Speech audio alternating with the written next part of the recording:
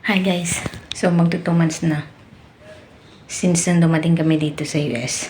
Magto 2 months na ako at itong room na lang na to yung hindi ko pa nalilinis. Ito ay music room ng aking husband at ayaw niya talaga ipagalaw to kasi baka daw kung anong mga may tapon ko na importanteng bagay sa mga gitara niya. So ngayon kinausap ko siya, sabi ko hindi ako magtatapon, ayusin ko lang siya kasi day off niya ngayon.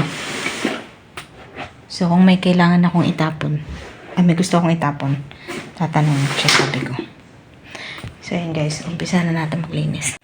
Umpisahan ko munang linisin tong kwarto na to guys. Yan, para ito muna, may maliit na kwarto dito, storage room, na i-arrange ko muna siya para alam ko kung ano yung pwede kong ilagay dito mamaya. Like yung mga gitara na yun na nasa gilid, kung pwede siyang ipapasok ko. Tapos sabi ko sa asawa ko, dito sa likod ng computer, blinds yan. So pwede namin buksan yan. I-move namin tong TV na to dito. Actually, computer yan. I-move namin dito. Para sa araw, pag yung mga bata nag-standby dito, pwede nilang buksan yung blind. Makita nila yung labas. Diba? Kasi mas maganda yung nakikita nila namin yung labas, diba? So yun guys, umpisahan ko na yung paglilinis.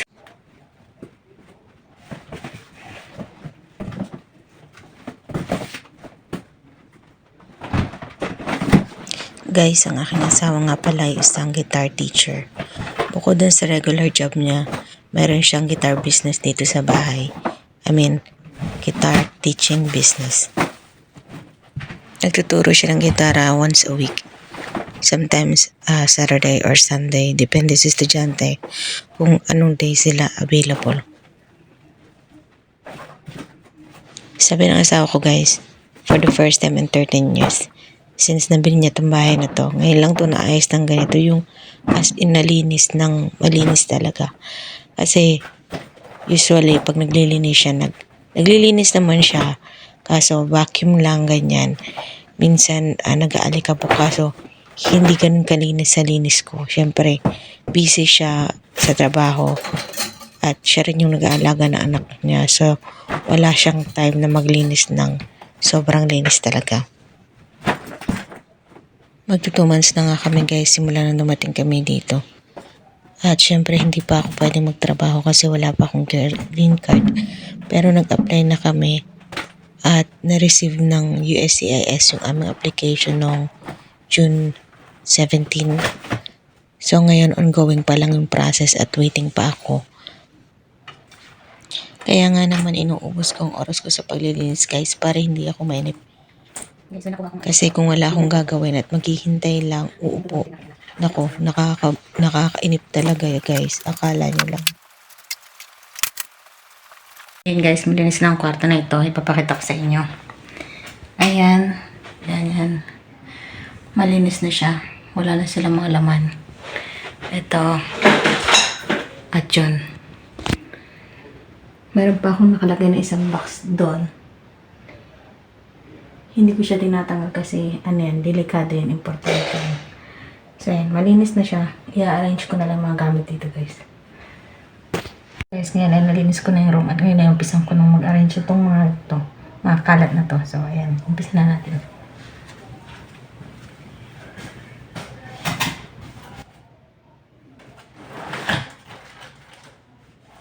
Guys, plano kong i-separate muna sila kung saan sila belong.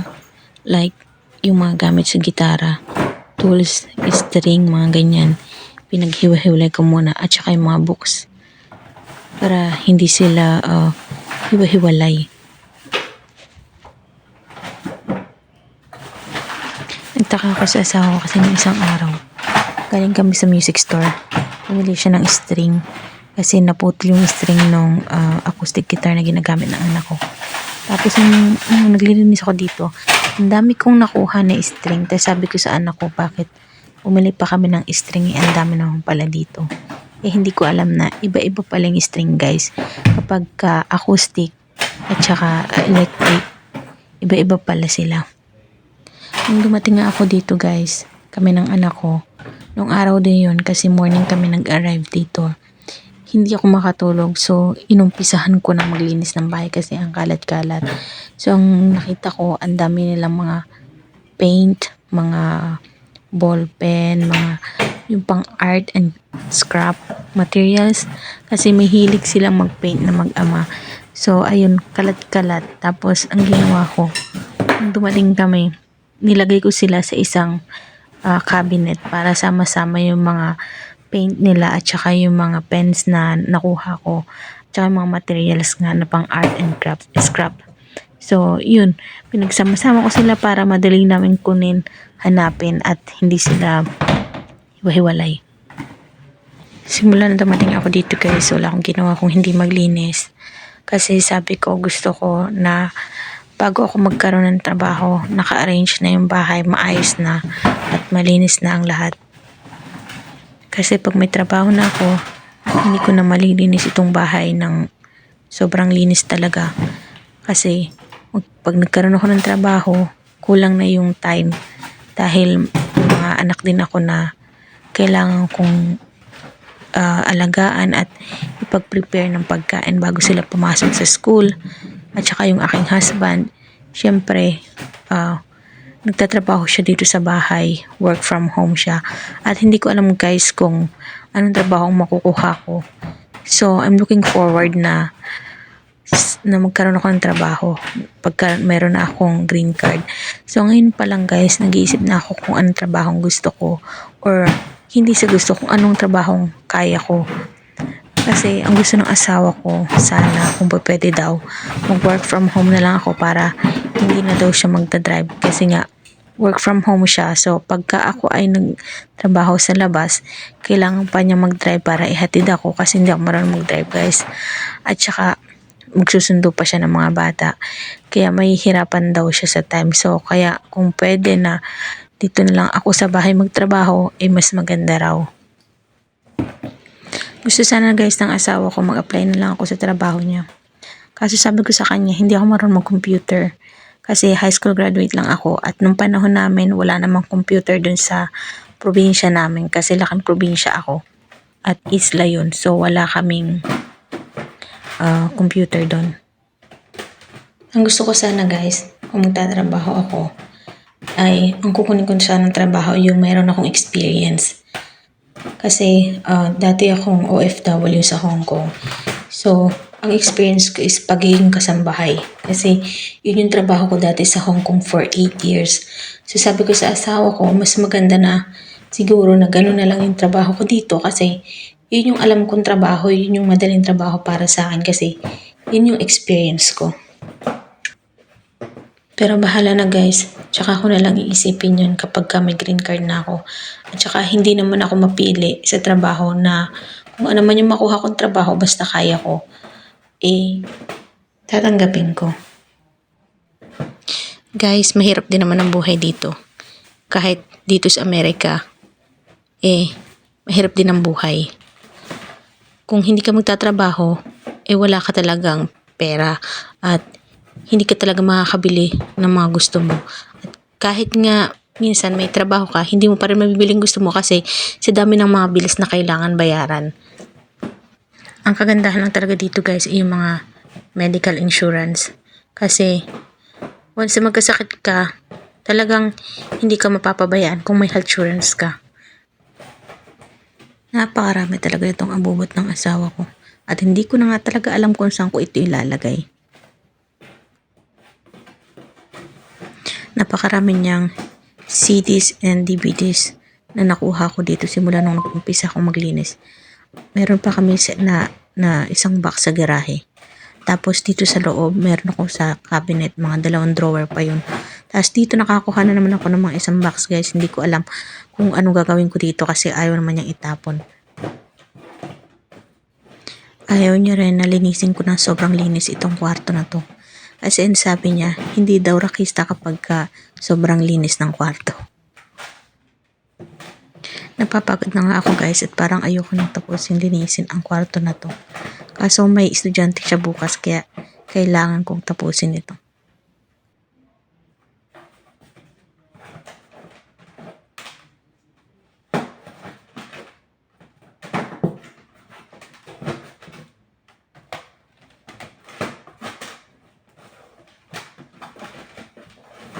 Buti na lang talaga guys, tinulungan ako ng anak ko na magluto ng dinner.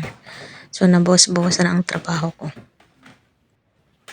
Ang problema ko nga lang guys, pag nagluto ang anak ko ay napakaraming kalat at napakaraming hugasin sa aming lababo. At yun ang aking gagawin pagkatapos ko dito.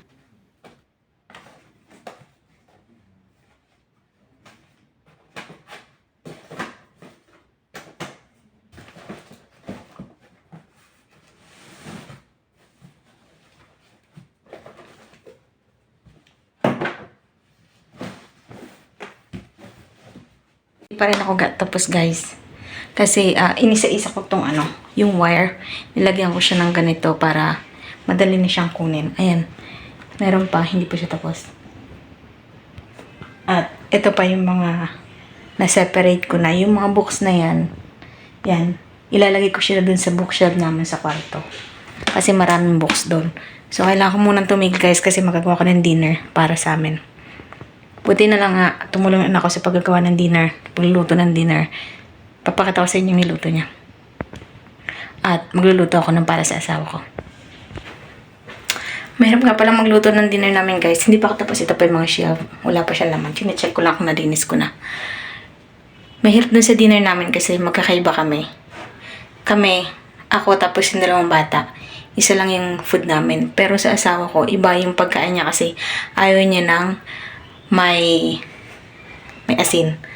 At saka, hindi rin siya kumakain ng mga carbs like kanin. Hindi siya kumakain yan. Pero sometimes, nagbe-bread siya. So, ipapakita ko sa inyo kung anong gagawin ko sa kanyang food. Jalen! Oh? Jalen, tawag ka ng tito mo! My God. Here you.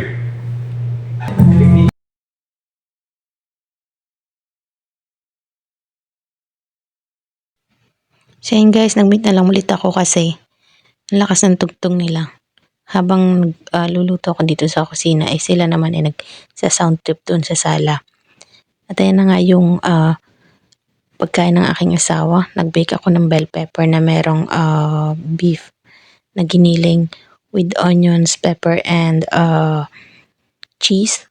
Yun yung pagkain niya. Tapos air fry din ako ng chicken na yung quarter leg. Minarinate ko lang siya sa lemon, olive oil, and pepper kasi ayaw niya ng may asin guys. Feeling niya daw pag kumakain siya ng may asin, maalat yung mga pagkain. Kasi nga, simula nung nagkasakit siya, na parang sabi ng doktor is mataas yung sugar na nag-stop siyang magkain-kain ng may mga asin. So kaya pag nakakakain siya ng may asin, parang feeling niya lahat maalat. Habang naglilinis nga ako ng music room guys, ay tinulungan ako nitong anak ko na magluto ng aming dinner. So ay nagluto din siya ng chicken na may sauce. Yun ang aming hapunan. At ito namang pagkain na inihahanda ko ay para sa aking asawa. Araw-araw nga guys ay nagpe-prepare ako ng aming meal, pero hindi kagaya sa atin sa Pilipinas na pag mag-prepare ka ng meal ay 3 beses sa isang araw or minsan 2 beses. Dito ay hindi uso yun. Kasi ang mga tao dito mahilig kumain ng mga snack-snack, so madali silang mabusog. Kaya ang ginagawa ko, nagpe-prepare ako ng heavy meal sa gabi lang. Kasi mahilig mag-snack yung aking asawa at saka yung anak niya. So pati yung aking anak na lalaki ay napapagaya na rin. Nung mga una hanggang pangatlong araw ko nga dito guys, ay nagpe-prepare ako ng pagkain. Minsan breakfast, lunch, and dinner. Kaso, napansin ko na yung mga bata ay tanghali na gumigising at yung aking asawa naman ay hindi rin nag-aalmusal. Kasi ang nangyayari, tanghali na kami gumigising dahil yung trabaho niya ay hanggang 10 o'clock, minsan umaabot na ng 1 or 2 ng madaling araw. Kaya gumigising naman kami ay 10:00 na ng tanghali. Kaya hindi sila mga gutom kasi bago sila matulog, nag-i-snack pa rin sila. So hindi ako nagpe-prepare ng mga sumunod na araw kasi walang kumakain. At ang nangyayari, niluto ko nung umaga, yun pa rin yung pagkain namin nung gabi. Kaya ang ginagawa ko, simula nun, nagpe-prepare na lang ako ng heavy meal sa gabi para lahat kami ay sabay-sabay kakain at lahat kami ay gising. Buti na nga lang guys at hindi maselan sa pagkain tong asawa ko at ang anak niya na kahit anong ihayin ko, ikakainin nila. Ayaw niya lang talagang kumain ng raw food kagaya ng mga sushi, yung mga steak, ayaw nila yan. Say hi. Say hi. Guys, it's always getting away. This is your Tried lotions, Thank you. pills. Looks Haven't good. done enough for me. Yeah, no salt. Is this for the channel? See it, Yeah. but the day he turned off the light, You're gonna have to that broke me. take out the audio. I know. I'm so done. Talk to your dermatologist Seems about good. psoriasis symptoms and treatment options.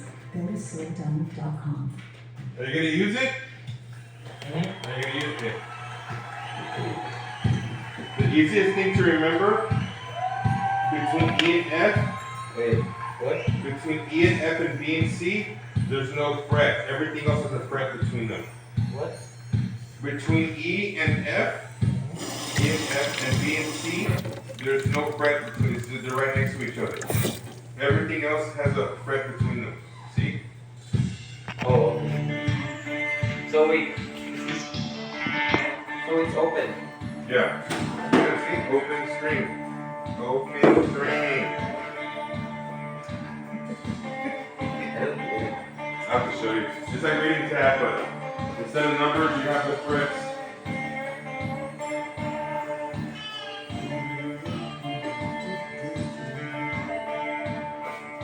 Is this all the note? Yeah, no sharps, no flats. So the one that doesn't have a letter, it's not What? a note. So the ones that doesn't have a letter, it's not a note. It is a note. It's just that's no sharp. That's all notes with no sharps, no flats. Okay. That's all you need to remember. It don't make it hard. You just want me to remember Just this? remember those, and then from there you learn sharps and flats. I don't get it. Well, just learn it. I'll show you. I'll show it to you. Don't worry. But don't try to. If you don't understand, it doesn't mean that it's not correct. Still learn it. Ang ingay ng tugtog ng asawa ko guys, makaka-copyright ako kaya nag-mute na lang ulit ako. So ito na nga yung pagkain pinagmamalaki ng anak ko na luto niya. At ito naman ang recipe ko para sa asawa ko. Ito ang recipe ko. At syempre rice. At, syempre, rice. Ito na nga guys ang aking niluto. Itong pagkain ng aking asawa. Beside this one. So ayun guys, natapos na ako ng paglilinis dito sa aming music room. Ipapakita ko na sa inyo kung anong nangyari.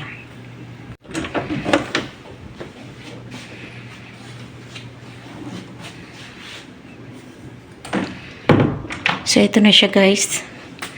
Ayun na yung aming bintana. Nabubuksan kasi ito guys. Ayan. So kaya inilipat ko yung TV kasi ito yung gusto kong mangyari. Sa araw, nabubuksan namin yung bintana para makikita namin yung labas. Yan yung purpose ko, kaya nilipat ko siya. Sa yung pinto. Yung ibang gitara nandito pa rin. Bukas may lesson yung asawa ko kasi meron siyang estudyante bukas. So yung TV namin na nagaling dito sa may bintana, nilipat namin siya dito. Ito na yung setup niya. Medyo magulo pa rin pero okay naman, ayan. Yun yung setup ng TV. Wala pa kasi kami pag-anuhan ng mga gitara niya paglagyan. So, ito pa. Ito yung nangyari sa kwarto. Wala na akong maisip gawin kasi hindi ko siya maayos ma-arrange ng gusto kong arrange kasi room niya to eh. So, ayan guys. Pinahang niya lang sa akin yung mga wire ng ganyan kasi para madali lang daw niya makuha at saka hindi nababaloktot yung mga wire. So, ayan. Tapos, meron akong lagi ditong isang drawer na lagayin ko din ang mga gamit niya. Like this. Ayan, mga ganyan. Ayan. Ayun lang guys. At umabot na kami ng kung anong oras. Ayun lang muna guys. Sana supportahan nyo kami lagi sa aming YouTube channel. Huwag nyo kami kalimutang like and subscribe. Bye. Thank you for watching guys.